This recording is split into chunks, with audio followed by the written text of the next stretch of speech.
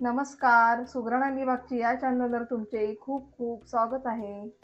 उपवासाची भोपळ्याची भाजी आणि उपवासाचा वरीचा भात असा हा तयार केला आहे. चला तर मग आता आपण रेसिपीला सुरुवात करूयात.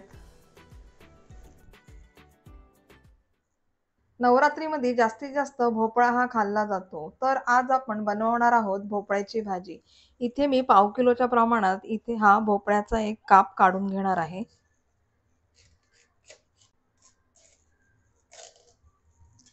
पाव किलोच्या प्रमाणातच आज आपण भोपळ्याची भाजी करणार आहोत. आता याचे वजन मी तुम्हाला दाखवते.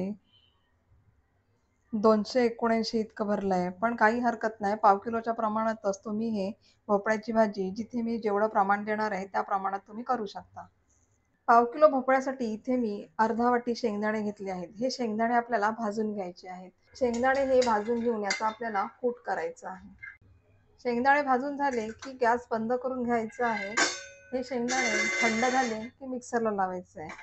आणि काय करायचंय, हे पातेलं जे गरम आहे त्या पातेल्यातच आपल्याला काय करायचंय, जर तुम्ही उपवासाला जिरे खात नसाल तर जिरे तुम्ही नाही घेतलं तरी काही हरकत नाहीये. इथे मी अर्धा चमचा असे हे जिरे यामध्ये भाजून घेते. लक्षात ठेवायचंय की गॅस आपल्याला चालू नाही ठेवायचंय. या गरम गरम पातेल्यातच हे जिरे असे आपल्याला गरम करून घ्यायचे आहे.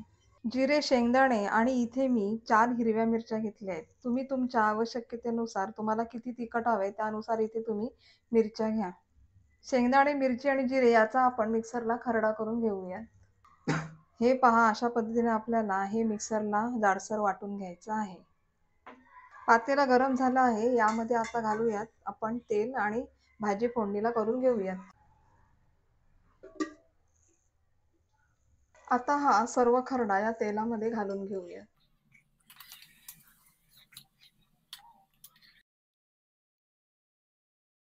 तेल असं जास्तीच्या प्रमाणात घालायचं नाहीये. तेलाचं प्रमाण मी तुम्हाला डिस्क्रिप्शन बॉक्समध्ये देणार आहे. इथे आता तुम्ही पाहू शकता असा हा खरडा नॉर्मल तेलामध्ये भिजला पाहिजे. कारण काय आहे, शेंगदाण्याचा सुद्धा इथे हा तेल सुटणार आहे. त्याच्यामुळे जास्तीचं तेल वापरलं तर भाजीला खूप असं तेल तेल होईल. कारण ही भाजी आपली नवरात्रीच्या उपवासामधली आहे. उपवासामध्ये जास्तही तेलकट खाऊ नये असं तर मला वाटते. म्हणून मी इथे तेलाचं प्रमाण हे ह्या भाजीला कमीच घालते. आता हा सगळा भोपळा यामध्ये आपण घालून घेतला आहे. गॅसची फ्लेम इथे आपल्याला स्लो ठेवायची आहे. हे सर्व मिक्स करून झालं की यामध्ये लगेच आपल्याला घालायचं आहे चवीपुरतं मीठ. ह्या भाजीमध्ये पाणी घालायचं नाहीये, कारण भोपळ्याला आपोआप पाणी सुटतंय. पण काय करायचंय, ही भाजी वाफवताना आपल्याला यावरती असे ताट ठेवले की ताटामध्ये पाणी घालायचे आहे. म्हणजे भाजीला वाफेचं पाणी भरपूर सुटेल आणि भोपळा हा व्यवस्थित शिजला जाईल.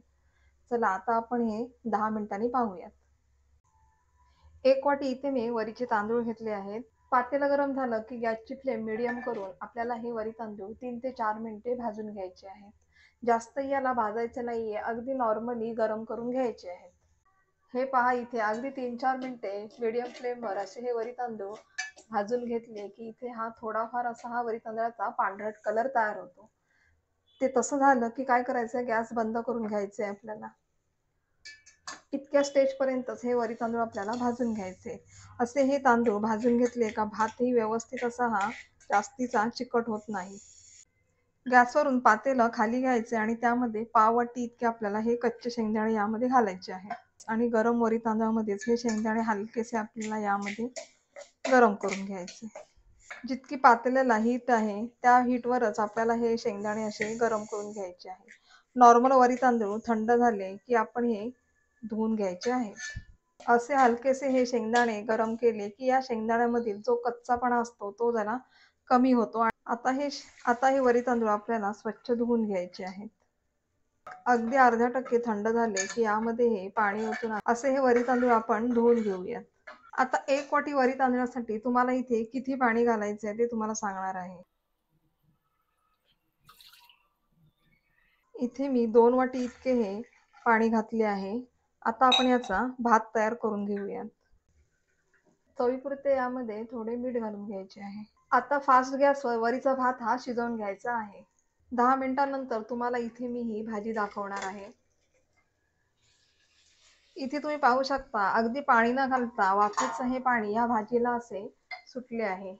ही भाजी आता आपल्याला परतून घ्यायची आहे. भोपळा हा थोडा अडकतचाच आहे. पुन्हा आपण 5 मिनिटे यावर झाकण ठेवून देऊया. लक्षात ठेवायचे, ताटामध्ये पाणी घालायला विसरू नका, नाहीतर ही भाजी पातेल्यामध्ये करपू शकते. इथे तुम्ही पाहू शकता वरीच्या भातातला असा हा पाणी कमी झाला की काय करायचंय, गॅसची फ्लेम स्लो करायची आणि हा भात आपल्याला वाफवायला द्यायचा आहे. 3 ते 4 मिनिटांनंतर इथे तुम्ही पाहू शकता वरीचा भात हा तयार झाला आहे.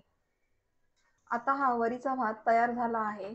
आता भोपळ्याची भाजी ही कितपत शिजली आहे ते आपण पाहूयात.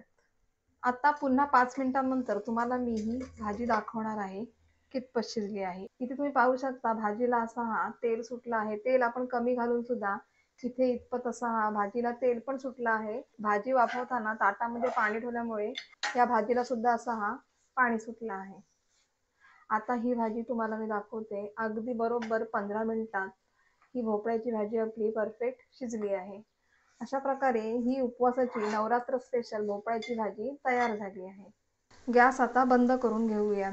अशा प्रकारे नवरात्र स्पेशल उपवासाची थाळी ही तयार झाली आहे. इथे आपण उपवासाची भोपळ्याची भाजी आणि उपवासाचा वरीचा भात असा हा तयार केला आहे.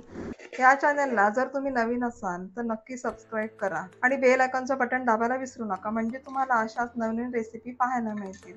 अशा प्रकारे आपली ही उपवासाची थाळी तयार झाली आहे. व्हिडिओला नक्की लाईक करा, शेअर करा आणि कमेंट करायला विसरू नका.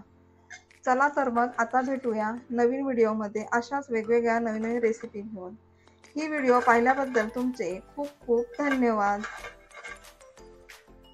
अशी ही नवरात्र स्पेशल उपवासाची थाळी तुम्ही नक्की करून पहा.